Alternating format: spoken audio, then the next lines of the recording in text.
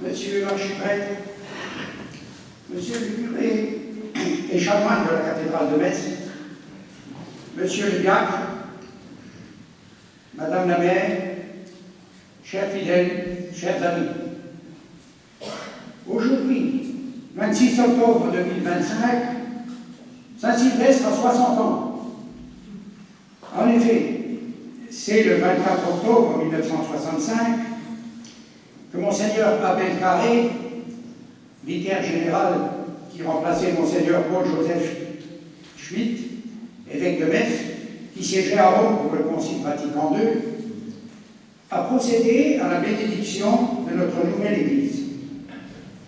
Je vais donc vous faire un rapide historique sur notre belle maison commune et sacrée. La première construction d'église à Semécourt remonte au XVe siècle. C'était une chapelle bâtie pour la commodité des habitants, car l'église d'origine se trouvait sur le banc de Frémécourt.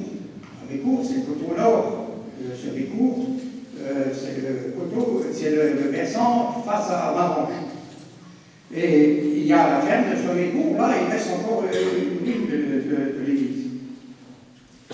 Et Semécourt, devant l'augmentation de la population, la chapelle prit la dénomination d'église, et Frémécourt devint une annexe.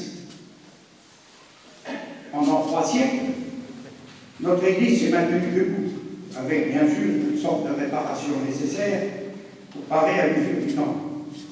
Cependant, vers 1850, le bâtiment était alors dans un tel état de dégradation que Monseigneur Dupont-des-Loges, évêque de Metz, prit un arrêté le 4 août 1856 interdisant le culte si aucune réparation n'était effectuée. Finalement, devant l'ampleur des travaux de rénovation à prévoir, c'est une construction nouvelle qui fut décidée et qui se fit jour, toujours dans le style gothique, en 1865. Le cimetière tout autour, déjà réduit de 30%, fut déplacé sur le banc des Maillottes, près du terrain de foot. Avant 1925, le clocher ne possédait qu'une cloche, baptisée Jeanne. En 1924, le conseil de fabrique de l'époque décide de commander 3 cloches neuves à la fonderie Jeanne d'Arc de Roux, dans les Bouches. Elles seront baptisées le 1er février 1925 par le chanoine Aman, archiprêtre de Saint-Vincent, des noms de Notre-Dame de Lourdes, 796 kilos, c'est la plus lourde, forcément, c'est la cloche de phare. Sainte-Jeanne d'Arc, 561 kilos, la cloche de sol. Et Saint-Sylvestre, notre patron, 393 kilos, la cloche de bas, la moins massive, honneur aux dames. Personnellement, j'ai idée que l'abbé Kretz, curé des années 20 et grand pèlerin de Lourdes, qui a fait bâtir la grotte près de l'église, et en face au tombeau où il repose, n'était pas étranger à donner le nom de l'Immaculée Conception à la cloche principale. Quant à la pauvre Jeanne, elle fut renvoyée à Robecourt pour y être fondue.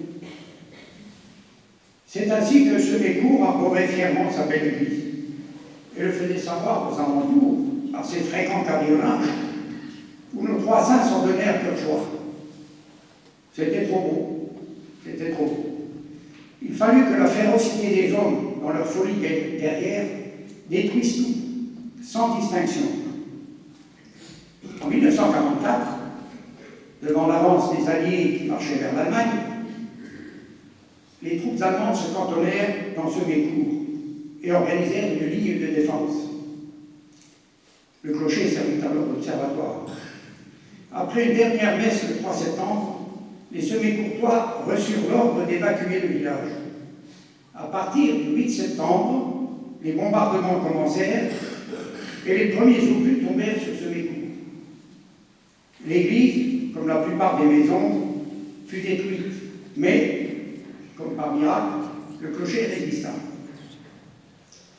Après le 15 novembre, sitôt libéré, le village, ou plutôt le champ de ruines, dut se reconstruire et mettre en place les baraquements nécessaires pour y loger provisoirement et même durablement les habitants.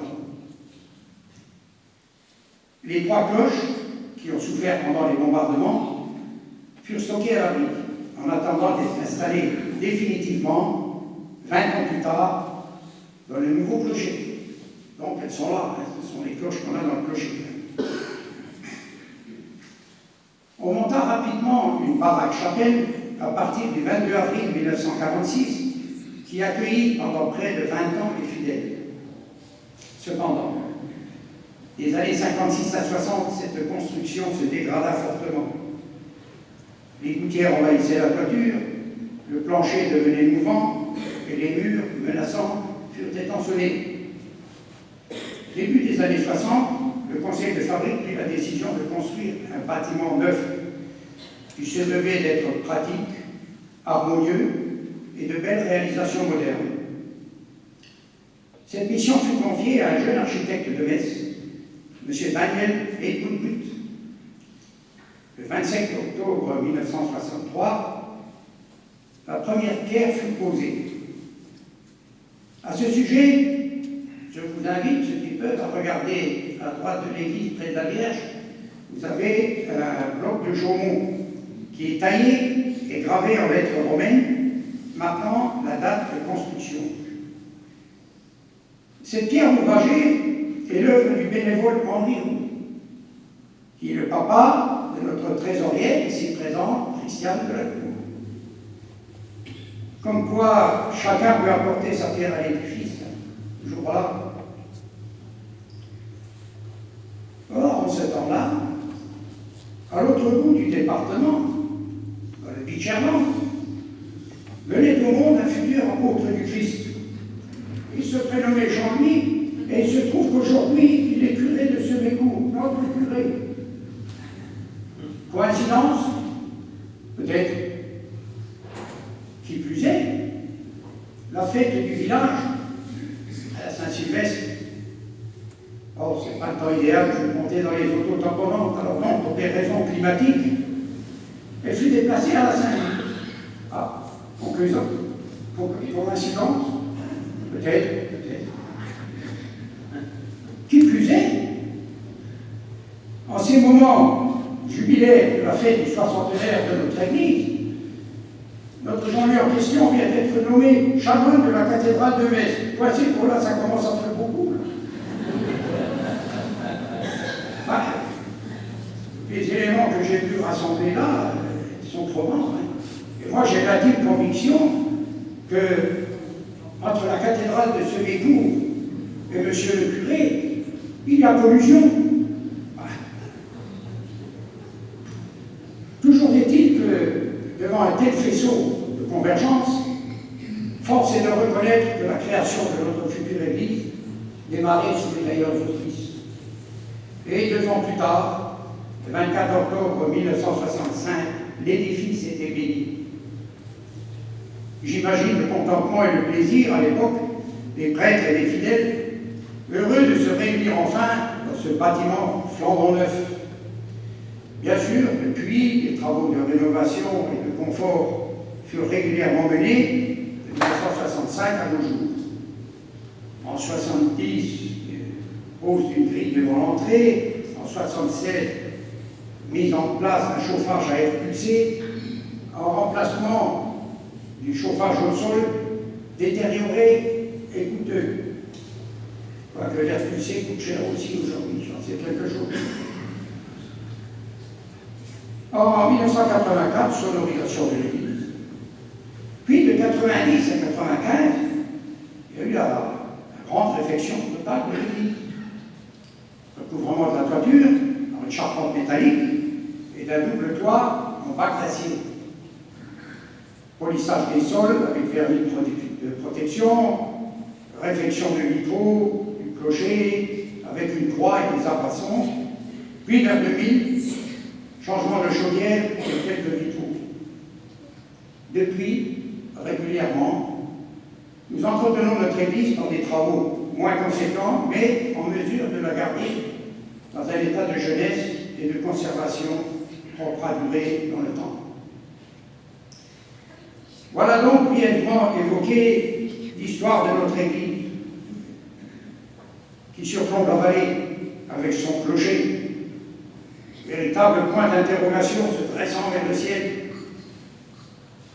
Soyons toujours présents à son appel et conscients que les hommes l'ont construite pour l'occuper sans exclusive, afin de célébrer les dévotions à notre Dieu.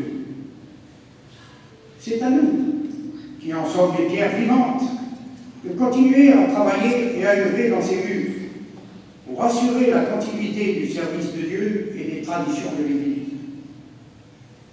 Qu'il en soit toujours ainsi. Je termine en vous invitant, ce sera à l'apéro, à regarder la petite exposition qui sera déplacée dans notre bibliothèque communale pendant quelques semaines. Je remercie les membres de l'association SCPP de Semécourt, notamment messieurs Dumont et Gillet, véritables historiens de Semécourt, qui ont constitué ces panneaux et nous les ont aimablement prêtés. Je remercie aussi Madame la maire et son équipe municipale, qui ont toujours pris intérêt à notre Église et à ses besoins, ainsi que pour son aide à la préparation de cette journée. Merci Martine.